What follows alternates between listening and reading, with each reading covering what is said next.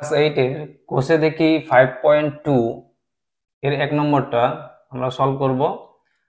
দেওয়া আছে ঘনকের বাহুর দৈর্ঘ্য P square plus Q square, ঘনকের আয়তন, যেটা আমাকে বার করতে হবে ঘনকের আয়তন।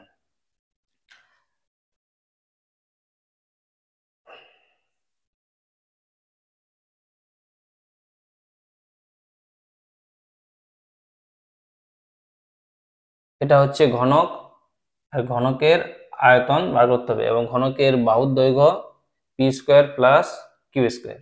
তাহলে ঘনকের আয়তন সমান জানি আমরা বাহু তার হোল কিউব। তাহলে এটা বাহুর দৈর্ঘ্য P square plus Q square, তাহলে এটা সমান আমরা কি লিখতে পারি P square plus Q square তার হোল কিউব। এটাই হচ্ছে আমার ঘনকের আয়তন।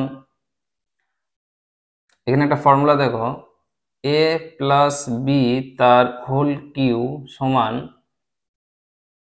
এ cube plus 3a square B plus 3ab square plus B Q.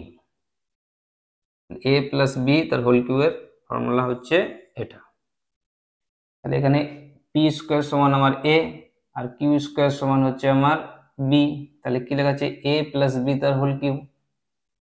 তাহলে এ প্লাস বি তার হোল কিউবের ফর্মুলা হচ্ছে এটা। তাহলে এ প্লাস বি মানে P square plus Q square তার হোল কিউব। তাহলে এ মানে আমার হচ্ছে পি এবং বি হচ্ছে আমার Q square.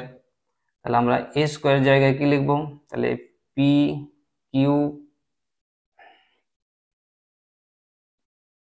P square plus Q square তার কিউ। তাহলে এ হচ্ছে পি স্কোয়ার আর বি হচ্ছে কিউ স্কোয়ার।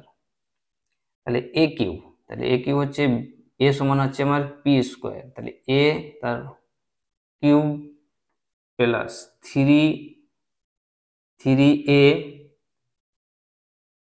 পি তার স্কোয়ার বি, বি হচ্ছে Q square plus 3a, A হচ্ছে পি স্কোয়ার বি সমান কিউ স্কোয়ার তার স্কোয়ার প্লাস বি, বি হচ্ছে কিউ স্কোয়ার তার হোল কিউ। তাহলে 3 গুণ 6, তাহলে P 6 plus 3p4 Q square plus 3p square Q 4 plus p 6।